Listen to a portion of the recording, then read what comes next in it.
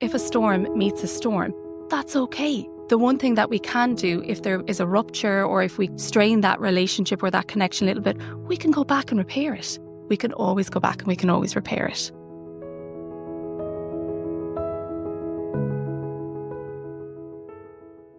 Hello and welcome to another episode of the HSE Talking Health and Wellbeing podcast. My name is Fergal Fox and today we're speaking with some colleagues from a primary care, Sláinte Care funded pilot project called Acela in South Dublin. Now, I have a mix of colleagues here and I'll tell you a bit more about that later on, but we're going to be talking about teenagers. This podcast is going to be very interesting for parents of teenagers, and we're going to be talking about all the things that are going on in those teenage, adolescent years, in particular anxiety. So this is a very, very useful podcast for any parent, I think. So I'd really like to welcome my guests now. We have Rosemary Kavanagh, speech and language therapist. We have Niamh Garvin, occupational therapist, and Myrne Tracy, clinical psychologist. You're all very welcome to the podcast. Thanks, Fergal. So we're talking about teenagers and adolescents, anxiety.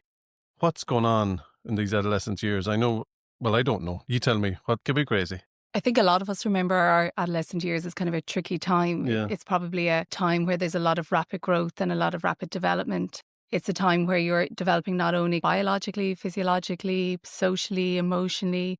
There's a lot going on in school. You're entering those kind of state exams, which cause a lot of pressure and stress. Socially, you're becoming more independent. You're taking that step away from your parents, and your peer groups begin to have, I suppose, a big impact on you and a big part of your life. You're becoming more aware of kind of social events and world events. And there's a lot going on in terms of trying to search for that independence and that sense of self. So you're starting to test those boundaries, push those boundaries, try new things. And on top of that, you've got all those hormonal changes and that huge period of brain development that goes on. You're starting to make lots of new connections neurologically.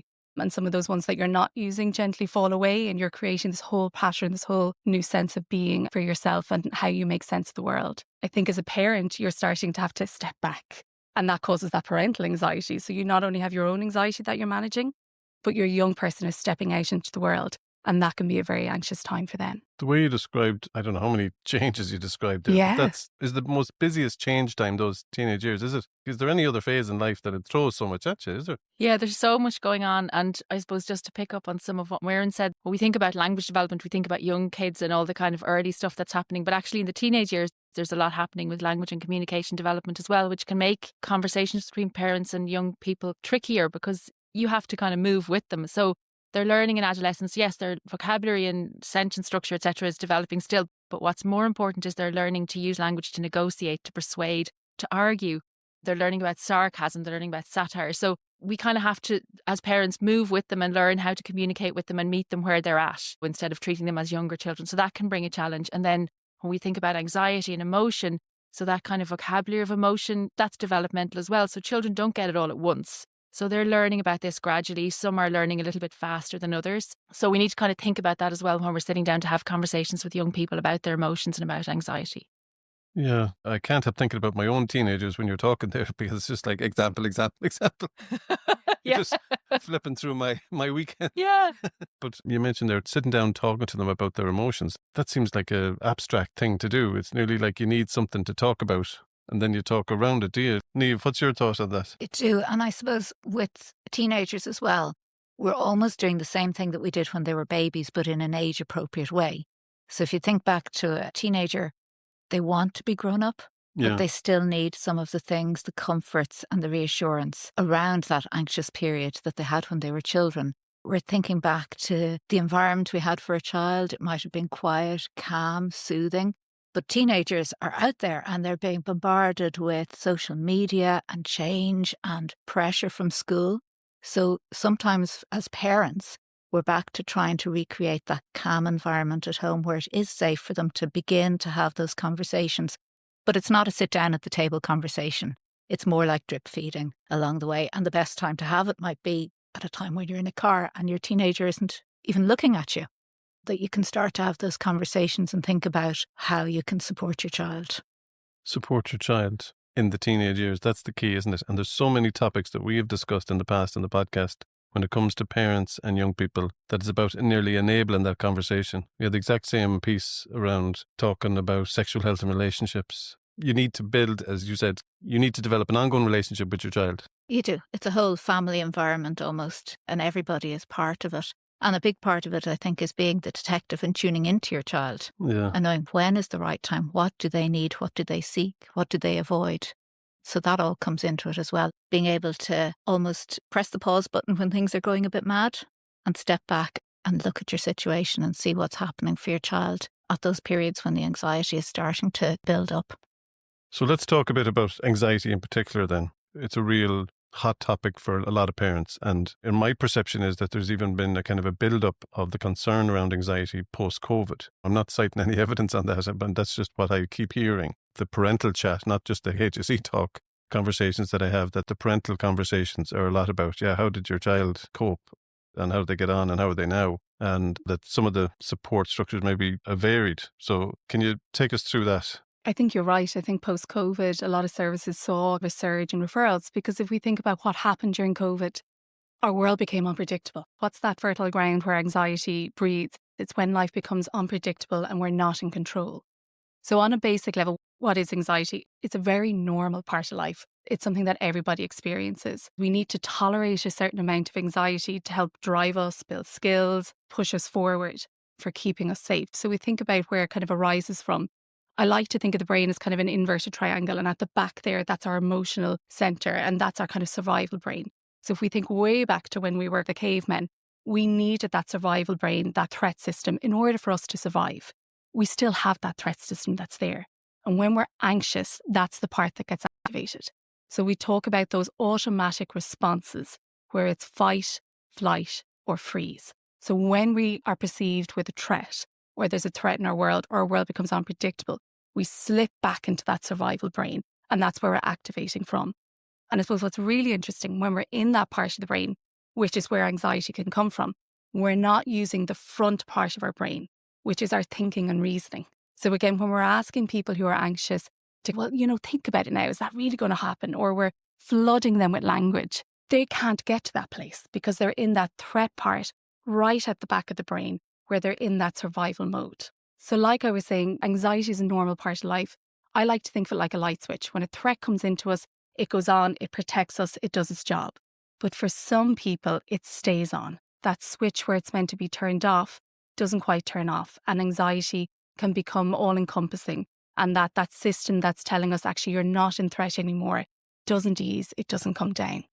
It's interesting the way you describe that pushed anxiety as nearly like a primal thing. Yeah, it is. I've often thought that we don't even often share our anxiety response. It's like when I have that anxious response, I think, this is just me. Nobody else has felt like this. So we don't often normalize that, you're going to be really stressed.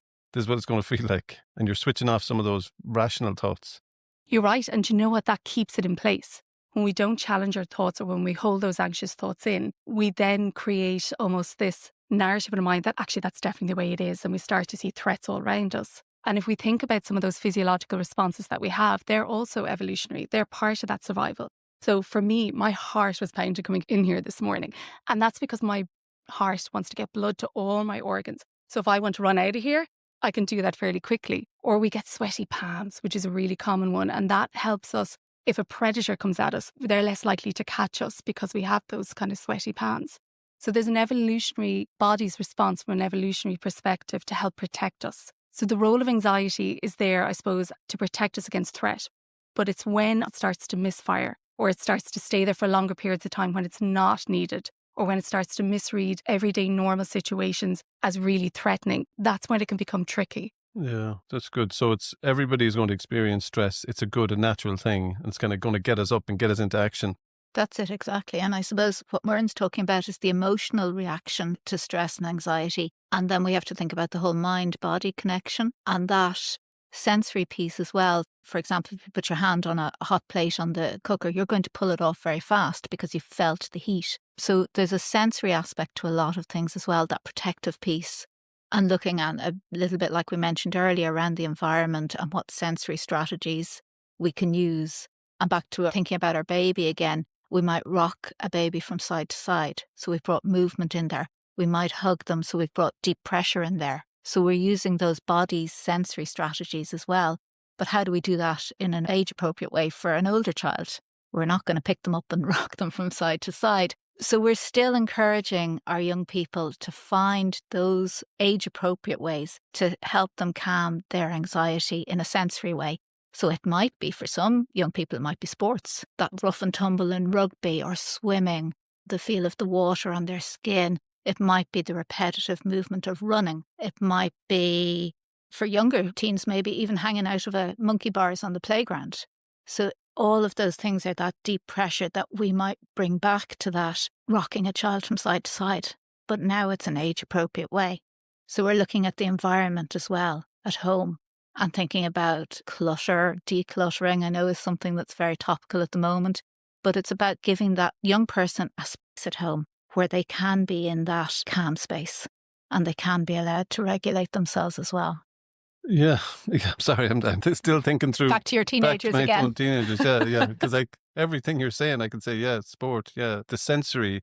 When I hear the word sensory, I think of materials and touch. The examples that you're given of sport, I think there's so many examples of that where, you see your child out training and you want them to be exhausted because you want them to, push themselves and try and get useful exercise. Absolutely. And that's bringing them into that zone and getting into flow. But you're right about touch as well. In the old days in schools, we used to say children had to sit still and be quiet. And now we say no, give them a wobble cushion to sit on. Give them something tactile in their hands, even if it's only a piece of blue tack. And giving them something that's tactile is also calming for the system. So you're absolutely right with that. There's a whole range, even visual. You might think about reducing the light in the room, or in a classroom, you might reduce some of the clutter on the walls. Sound, you might be looking at background noises for some children can be very, loud noises can really trigger that stress response, can't they? So you might be looking at using AirPods or loops or something to help calm the noise in the environment as well. It's a really broad thing. Sport, I suppose, is the most easily accessible thing for children who are interested in sport. But if you don't have a sporty young person, it could simply be going out walking. It could be running. It could be drawing or anything. Drawing. It could be baking. It could be anything like that that really engages the senses to help them calm.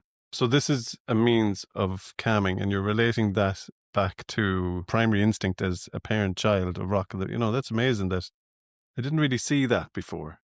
We have an instinct as parents to jump in and try and solve the problem as well. You're instinctively kind of recognizing these are truths and are good things. But actually, as parents, and I think when I have teenagers myself, we get kind of overwhelmed with the need to kind of help them and fix them. Where we go straight to sometimes is talking and asking questions and sitting down, having a big conversation about it. But as Muireann said, they're in survival mode. Their thinking brain, and language is part of your thinking brain, that's switched off. They're not capable of having a conversation. So bombarding them with questions and maybe possible solutions is actually not a helpful thing to do in that moment. While they're in that moment, they need to just regulate. And you'll talk a little bit about that Bruce Perry model where we go through the steps. So it's kind of worth just trying to remember that as a parent, just pause, actually. Just pause. Say nothing. Just be with them. So what we've established already is that adolescence is a really challenging, tough time with peak changes. They're coming every which way at the child. And it's normal for the parent then to be having some anxiety watching that, or trying, as you said, they're trying not to get your hands dirty in the problem, step back or pause.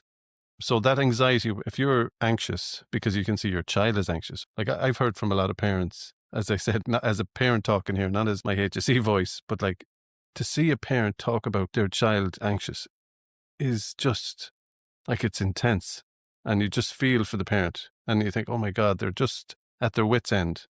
So let's keep that parent in mind now. And what should we be telling them about their child's anxiety? The range of anxiety, what does that look like? The range of anxiety goes from that kind of mild, where that's that normal day experience of having moments that cause you anxiety, having maybe a difficult moment with a peer, to an exam situation, which maybe tips up to the mild to moderate. Yeah. But it's when it stays and that internal alarm system is constantly ringing, constantly seeing threat, and it can't come down. And it impairs the young person from doing things that they should be doing, going out with their friends, going to school. They become slightly more withdrawn. That's when it's tipping over to that point where a parent's concern is going through the roof and they might need a level of support and intervention. Like Rosemary and Niamh have both pointed out, there's a lot that the parent can do in that situation. And it is going back to that piece of just pausing and being with them. From my perspective, I kind of look at things a lot through an attachment lens. And I think having that connection, whether it's a young baby or a toddler, right up into adolescence is key. Because if you have the connection with them and if you can keep that, that's where you as a parent can start to help them navigate this. The relationship. The relationship, Yeah. exactly, yeah. It helps them navigate through the difficult situation. Rosemary touched on it there, that 3R model. And that comes from an American psychiatrist, Bruce Perry. And he talks a lot about trauma, with trauma being one of those big emotions that causes a lot of anxiety and lots of complicated feelings. And he again inverts that triangle. And he says, when we're working with a big feeling like anxiety or something that somebody's going through, we first start with the regulate. We start with the body. I myself know, even though I know all this theory, I go to the talking and I have to remind myself it's the being. It's not having the answers. It's not trying to fix it. It's just staying with them and regulating. It might be creating some of those sensory experiences that Niamh was talking about, going for a run with them, going for a drive with them. Then we move up to the relate, where you can start to bring in a little bit of that language. You're not trying to fix it. You're not asking those why questions. You're just sitting with, you're understanding the experience from their perspective. You're not challenging it. And then we move up to the next place, which is the reason. And that's where we can bring in that gentle challenge, challenging some of those anxious thoughts, challenging nobody likes me in school, I can't go in there tomorrow. But we have to move up through that way, because if we think about the brain in the way I explained it at the start, we're moving from that lovely survival brain up through the brain, up through the thinking systems to a place where we can then talk to them. But because they're adolescents and they're so verbal, like you were saying, Rosemary, and their language is becoming so rich, we can sometimes skip all those beats and go straight to the talking. Oh, absolutely. Yeah. What was the first R again there? The first R was regulate. Regulate, okay. Yeah, so regulate, relate, and then reason. But that process of working up through that is not, we'll say, in an hour. It can take a long time to get to that place. No, I can see so much of Rosemary's example there of me jumping into what, when, where, why. Let me solve this. Yeah. And actually with communication, I think with all age groups actually, but, particularly thinking about this age group, the listening part of the communication is way more important than the talking part. So we sort of forget about listening. So in terms of communication, so listening to what they're saying to us, maybe as Muireann said in that relate stage, paraphrasing it back to them like, oh, it sounds like that was really tricky for you, or just empathizing, not trying to put a layer of meaning on it for them. That's not their meaning. That's your meaning as a parent. You're trying to put words in their mouth, but just listening to them, meeting them where they're at, and really thinking in that relate as well about the non-verbal communication. So again, when we think about communication, sometimes we just reduce that down to words, but the estimates are kind of between 70 and 90% of communication is non-verbal. So, what is our body language like? Are we looking kind of calm when we're sitting with them? Is our face calm and soft and approachable? Or are we looking really worried and, the way we're feeling inside? Yeah. So we're trying to kind of regulate our own bodies to communicate through our body language, through our facial expressions, through our tone of voice as well. Is our tone of voice, is it nice and calm and steady? Or is it, when you're anxious, our tone of voice, our rate of speech, it all kind of gets escalated. We start talking really fast and maybe a bit louder than normal. So we want to kind of try and bring all that down in our own communication, use a nice calm voice, a nice slow rate of speech. So that's really going to help your teenager to relate to you as well, and to kind of feel that you're there for communication, you're open to them for this chat. Yeah, I was kind of scolding myself listening to your model there, thinking I've jumped in so many times too quickly and just created more anxiety in the child. But it sounds like that gentle pause. Parents need to regulate yourself before you go in there. Totally. 100%. When our calm meets their storm, that's when co-regulation occurs. And just to say to you there, Fergal, it's important to be compassionate to ourselves as parents. We're not always going to go into these situations regulated. And sometimes part of our role is taking a step back for a minute, taking a breath, tagging somebody else in. Because we're anxious, like we've said at the very start of this, we want to make things okay for our young people. We remember adolescence, well, I certainly remember mine. And you want to go in and you want to protect them from that. So we have to be compassionate to ourselves as parents and just take that pause, take that moment and step back. If we get it wrong, if a storm meets a storm, that's okay. The one thing that we can do if there is a rupture or if we strain that relationship or that connection a little bit, we can go back and repair it. Sorry, I overreacted there. I kind of came at you there with loads of questions, or, I got a big fright actually when you came in and I reacted to that. Saying that to our young people models to them, we can make mistakes. This is how mum regulates herself. She takes a step back. This is how dad regulates himself. And it also shows them that no matter what happens, we can repair that. So even if our anxious brain is taking charge of us, we're hypervigilant and we do something or react in a way that maybe we regret, we can always go back and we can always repair it. Yeah, that's great advice.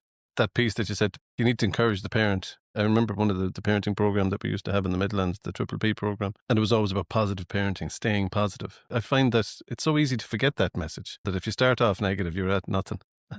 And you do have to practice what you preach. If you're trying to encourage your child to adopt some, whether it's a sport or whatever it is that they're using, we have to be showing that ourselves. So maybe we need to go out for the walk, or we need to download the yoga app on our phones. And we need to be the ones also showing, oh, it was a really bad day at work today. I'm fed up. I've got this thing on tomorrow. I'm going to actually go out for a walk for 10 minutes or 20 minutes or 2 hours or whatever it is. And coming back to your child and saying, actually, I'm feeling a bit better now. That helped. And being able to say that without putting any pressure on the child to follow suit, what we're really doing is tuning into ourselves, tuning into our children, and as Muireann said, showing them how we manage, how we come back and repair relationships, but also how we manage our anxiety. So it's like the relationship I see, your emotions, they're like the invisible ties you have to your children in your family house, and you don't see them all the time, but they're there. And sometimes it's only when there's a problem you think, oh, look at this, it's not good enough, or it's not right, or my child is not happy. And it's such a wound to a parent that we need to work on our own emotions. And we're only ever striving to be the good enough parent. Yeah. There's no perfect parent. There's no perfect way to approach a situation. And like when I say the good enough parenting, that's not mediocre. We're doing a great job being the good enough parent. And that involves being really compassionate for ourselves and acknowledge that, like you were saying, all those invisible ties. But if we think about the adolescent, imagine all the invisible ties that they have outside the family system, that they're growing and developing at the same time as trying to manage the family system. Like that's really tricky. All the communication, all that goes with that. Like they have a lot going on in their world. Yeah. And I think it's even more challenging when you mention that, those ties, when you think of social media and the communication challenges that child has or living in. You don't know where they're being bombarded with. And technology obviously has huge challenges, but also brings advantages in terms of communication. So if it is really tricky on a particular day to chat with your teenager, or in a particular week or in a particular month, use their technology, send them a text message. They'll know you're thinking about them.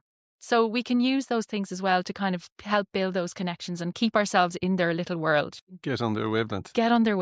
Yeah, exactly. Yeah, well. Or send them a photograph. Yeah. Sometimes I do that with my teenage daughter. I send her a photograph and we never talk about it like in real life. Yeah. She'll send me back a message saying, oh, usually with several exclamation marks. And that's it. But like, it's a little moment of connection, I suppose, during the day. It's really important to try and meet them where they're at and use their forms of communication as well. Yeah. You're showing her that you're thinking about her. Yeah. Yeah, without saying it. Yeah. Yeah, that's good. So let's talk. Is there any other practical strategies that we need to highlight for parents? All you've shared already is very valuable. The model of regulate, what's the second Relate. one? Relate. And I reason. was going to jump at reason. And with the reason, I suppose it's useful to be solution focused there. When I say solution focused, I don't mean presenting a list of the solutions that you think might be good solutions. I mean, really talking with your teenager and helping them come up with their own solutions, because they will be able to. So remember, the regulated, this could be the next day or a few days later, right, Muireann? So it's not kind of in the same space where they were doing the regulation relate, but maybe asking questions. So if they're worried about something like an exam, for example, they're saying, I can't go in, I can't do it, I'm not going to be able to. Saying something like, tell me about a time when you managed to sit through an exam before. How did you manage that? Getting them to think, they'll say, I don't know. Okay. But then you pause, maybe after 10 or 20 seconds, they will answer. They'll come up with something. That's typically what will happen. So they have these resources. So we're trying to pull the resources out of them. They have the resources. We all have the resources within us to manage lots of these everyday anxieties.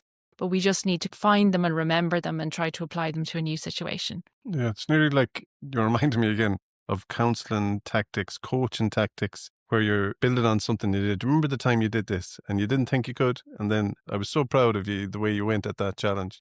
If you're able to pull on those examples. You're helping them tolerate uncertainty. Yeah. Life is uncertain. That's one of the things I've learned working with adolescents over the years, is that we need to build our capacity to tolerate uncertainty, to tolerate the unknown. We can't eliminate anxiety. But like you were saying, Rosemary, if we can pull on some of those skills where they previously managed, that helps them tolerate that. And it helps them see, okay, I can do this. So again, it's not about getting rid of anxiety, but about building the skills that they already have to manage and to tolerate it. I often think of the Leaving Cert as a necessary peak stress Yeah. that we put our teenagers through in Ireland. Every year there's a debate about, is this crazy? Some kids find it really, really challenging. And you just feel for them. It's like, oh, you're going through this performance test. You're just psychologically all over the place, and it's not fair. I always thought, like, this is just, it's the way it is. You have to jump this hurdle, or you can take different forms of the Leaving Cert, obviously. But when I think of the teenage years, I think of, like you said there, you can't get rid of anxiety and uncertainties. If you're going to keep going forward and keep growing, you have to jump certain hurdles, I guess. You also maybe have to adjust your expectations a little bit, because sometimes we can't determine the reason why a child is struggling so badly. And sometimes it's about, okay, well, we just have to park it.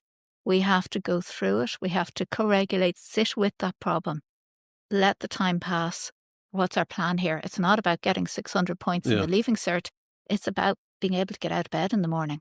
So sometimes it's about adjusting that and coming back down to the level that the young person is able to tolerate. And maybe it is just getting up and having their breakfast and going for a walk around the block. And then maybe they'll go into school in the afternoon if it's a school issue, whatever is going on. But I think there's a little piece there around, we want the best for our children. We want them to succeed. We want them to be happy, to get the course they want, job they want, person they want, everything like that. But we may have to just slow down our expectations and their expectations. And it's okay to not be okay. And it's okay to have off days and off weeks. The world will keep turning and we'll get there. So there's a little bit about supporting and giving that. And it's back to the environment. Having a place with family, whoever that is, where it's safe for that child to be, where they can be calm, where they can regulate, at least in that environment. And then we can begin to look at the wider world outside for them. So you're giving an example there of when maybe anxiety or other things going on in the teenagers that's kind of becoming a bit disabling nearly. So that's such a wide gambit from the normal exam stress. Well, I suppose when we look at school refusal, as a parent, school's where they need to be. And we're so focused on, okay, what do we do to get you back into school? Yeah. How do we support you? What do we do here? We'll do shortened day. We'll drop you to school. We put in, it's back to solving all of their problems again and jumping in with all the solutions before we've actually got to the problem, which is that child just isn't in a place where they can go to school today. Maybe tomorrow, but that's okay. You know, that we might need to just haul it all back in again, sit with the problem, co-regulate with the child. And when we've managed to build that relationship, then we start working on the resolving of the issue. That takes time as well. I was working in a CAM setting and, you know, she had been doing really well. And then she had a death in the family. And then after that, she had an argument with a young person in the yard. And that's when the predictability and the control in her world it became too much for her. So she stopped leaving the house. The world became too frightening, too scary. Those alarm bells were ringing. And everyone was so focused at getting her back to school because that's where she needed to be, like you were saying. And actually, she wasn't there at all. We had to rewind right back to that regulate. She had to be home for a little bit, getting that co-regulation, feeling that the world was safe, taking those really small steps to exposing herself to that anxiety, like walking around the block, walking inside the door actually first, then walking around the block, then going to the shop, then having an interaction before she could face going to school. It's not that big jump. It can sometimes take lots of little steps before somebody can tolerate that anxiety and can tolerate that feeling. That's a good example. And we don't maybe think of that example. And I go back to your point, Niamh, when you're talking about, we want you to get back into school as quick as possible. Yeah. Oh my God, because it's like an abnormal or nothing normal in my house. Let's just keep it on the straight and narrow here. And then you said, Murren, about that takes time. I'm thinking about the parents' conversations. There's a real parental anxiety there, There's isn't there? parental anxiety, but there's also, like, parents will have to process that over time. You just think of that conversation with your parent, friend or parent that you know, and you're going, well, they're happy or they're healthy now. I know they're going to be out of school for another month, but like, you know, they're actually in a good place. When you see them on the journey, you think they've completely reconstituted the child's priorities. It's a huge switch, isn't it? It's Isn't a it? real recalibration of your role as a parent. Yeah. When it's all going well, it's great and we're doing everything right. But when we hit the bump on the road, and every child is going to hit a bump on the road somewhere, whatever stage it's at. Every adult is going to hit a bump on the road as well as every child is going to hit a bump on the road. So for parents, it's about being able to manage our anxiety. And okay, our child is not going to school. Maybe that's really, really important to us. But what is more important is that we regulate ourselves. We maybe change our expectations. maybe school is still our expectation, but it might be, as Maureen says, a little bit further down the road. But we have to manage our anxiety. We have to regulate ourselves. Whatever that takes, any of the strategies we've talked about, maybe it's going and talking to somebody, maybe it's talking to the school teacher who knows your child the best, maybe it's talking to other parents who've been through the same situation, maybe it's coming to somebody in the HSE and asking for advice.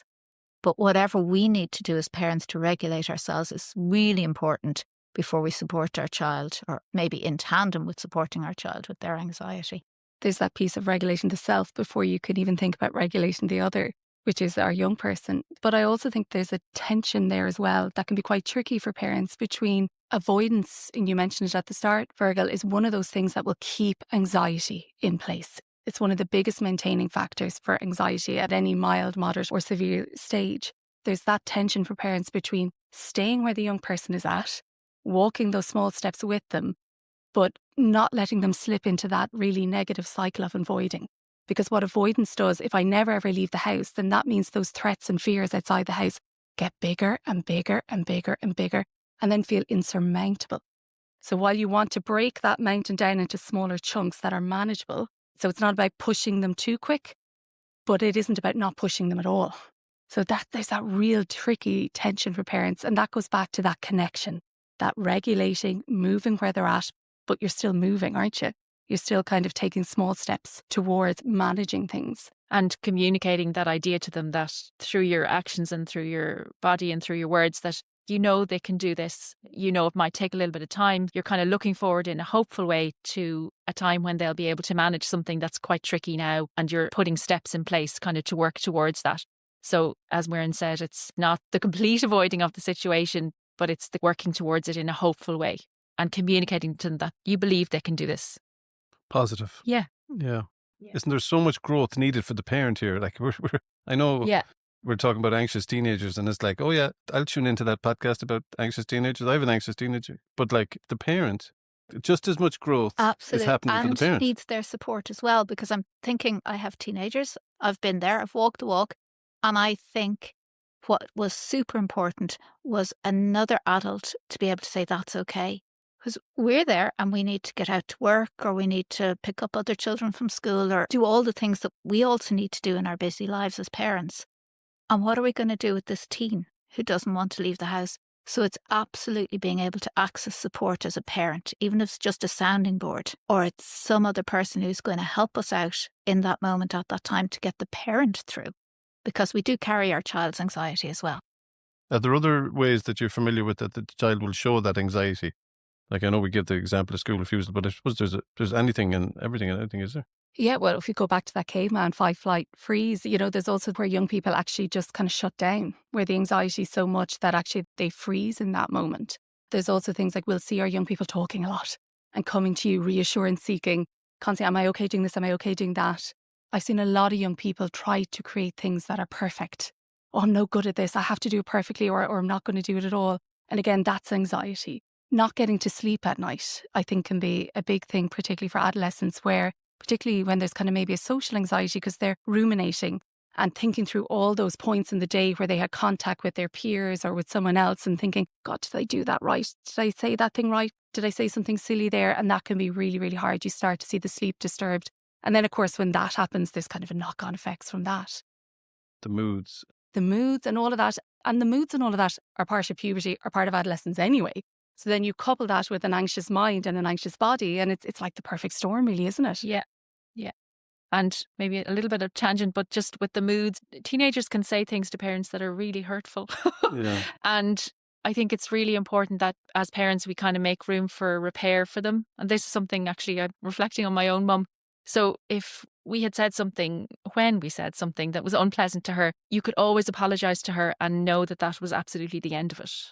I try to do that with my own kids because I think it's a really nice message to give teenagers and children in general. You can behave in a way that's not particularly nice, but you can apologise and repair, and then we can walk away from it. Clean slate. Because there's nothing worse than teenagers feeling like, I'm going to have to hear about this now for 2 weeks, my little misdemeanour.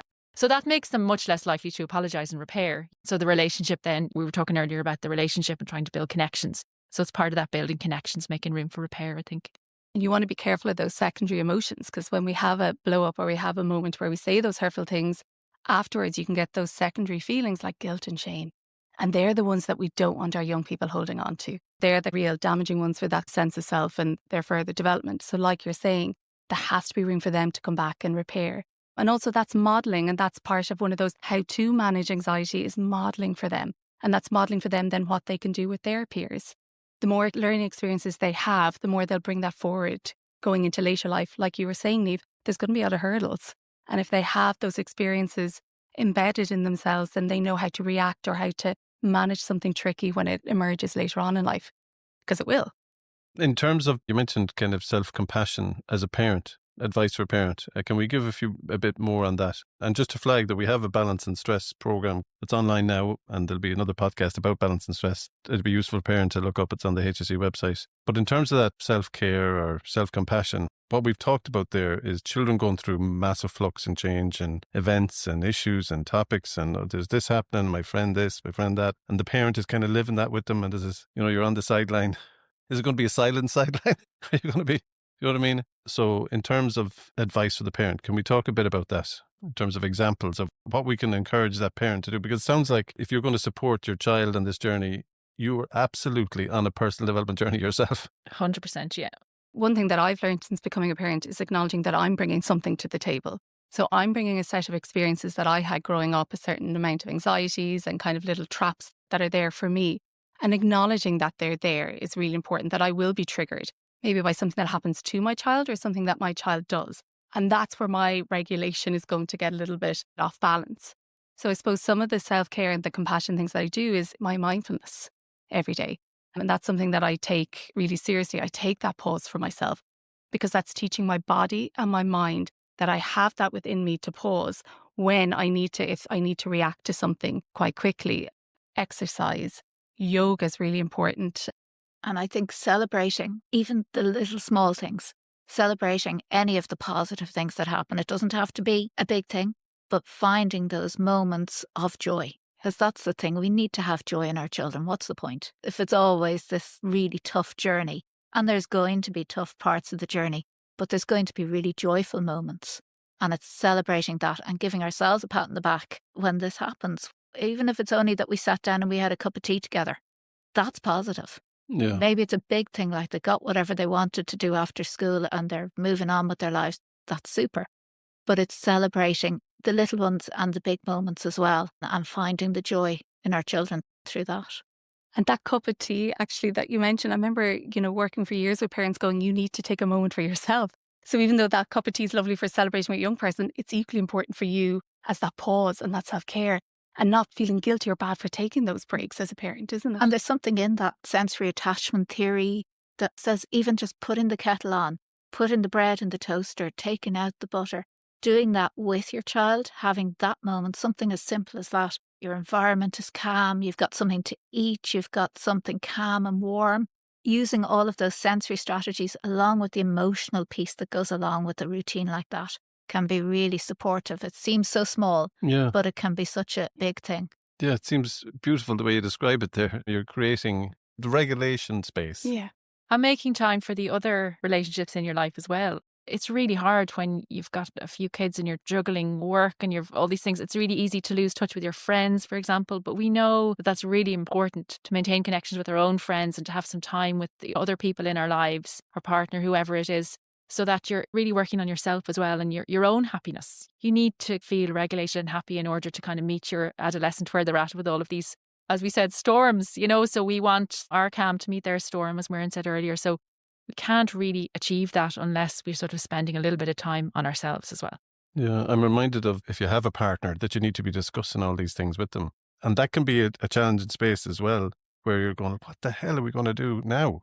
And somebody has to be able to say, like you said about the change or highlighting previous achievement of a challenge. Remember when you thought nothing could be done at this stage, that you need to pull in the wins that you're mentioning there? Absolutely. And having a plan. Yeah. If it's a certain time of the day that's going to be that moment when things are going to kick off, having a plan with whoever you're co-parenting with to say, okay, right, if this gets too much for me, I'm going to opt out here and you can take over. But one of us has to remain calm. And just accepting that as well, that with the best will in the world, there's going to be moments when there is rupture, and then coming back afterwards and repairing that moment. It's super to have, even if it's not somebody who's in the house with you, somebody you can call on. Is there a friend or a relative who might step in for a little while? Yeah, it's support structure, isn't it? If you're on your own parenting, you need to pull on some sort of a support structure to help you out there. And being able to talk it out is powerful, isn't it? I feel like we've had a little counselling session. Thank you, guys. It's been emotional. But like, all joking aside, it's just such a core thing. Like, we're all parents here. So it's just so core, and it's primal to your want in life, the children to be happy. So this anxious children thing, if you hear this coming up for you, it's just, if you don't get action with it, it's going to trouble you. Yeah. And I suppose we can't make them happy. We can sort of teach them how to make themselves happy, and also that nobody's happy all the time. But yes, when you're tied up in the emotion of that parent-child relationship, it's really hard to sort of take that bird's eye view. Really hard. And nobody can do it all the time as well. That's the other part of the self-compassion. Just checking out as well, there are lots and lots of parenting courses. You mentioned Triple P earlier, Fergal, but there's also Parents Plus, there's Circle of Security. There's lots of different courses out there. So checking in with their local health centre to see if there's something there that might be great. And then they meet other parents in the same boat, and you're building those relationships, and you're hearing hints and tips from other people who've been where you are as well, can be really helpful. And attendees of parenting courses often say, I got some great stuff out the facilitator, but it normalized the stuff that I was living. I didn't think it was normal. I thought I was an abnormal. So you're right, that peer interaction is so rich. And not being afraid to reach out for support for yourself as well. So, primary care services often run stress control groups and compassion focus groups, which are really helpful for tapping into your own piece, because it's important to self-care for yourself and understand yourself so that then you can care for the other. So as a parent, it's okay to do those things. In fact, it's part of really good parenting to mind yourself. Yeah, no, absolutely. Absolutely. And we're hoping to be able to roll out that balanced stress program that I mentioned wider. It's online now, but hopefully some of that will be face-to-face in the coming time period. So we have touched on a range of different types of anxiety, and we've normalized it in the examples that you've given. But in terms of reaching for support, Maireann, you spoke earlier about when you used to work in CAMS. So when should a parent be seeking support from the GP, or whether should be going for help? I suppose if it tips over to that moderate to severe point for the anxiety where their functioning is really, really impaired. And what I mean by that is they're not going out, they're not enjoying life, they're not able to do the things that young people and adolescents should be doing, and they need a lot of support. That's when I suppose a parent could go down to their local GP and seek some advice. A GP can refer it to their local primary care service, or they can indeed self-refer it to their local primary care service, or they can get a referral to CAMS if it is tipping over to that moderate and severe. The most important message is for parents to reach out, ask for the support. The clinicians will walk alongside them and help them in any way that they can. We should also signpost to yourmentalhealth.ie as the HSE. There's a myriad of resources there. And even if this isn't an issue for you now, have a look at that website, because I've often gone through it and gone, there's so much interesting information there. As you said there earlier, the parenting supports, if you can access them locally, they can be a huge advantage to you. So look, I just want to thank you for coming in today. Rosemary Kavanagh, Niamh Garvin and Maireann Tracy, thank you so much for coming in from the Lacala project, for sharing some of your insights and expertise in this area. It's been really, really valuable and good to listen to from a personal and professional point of view.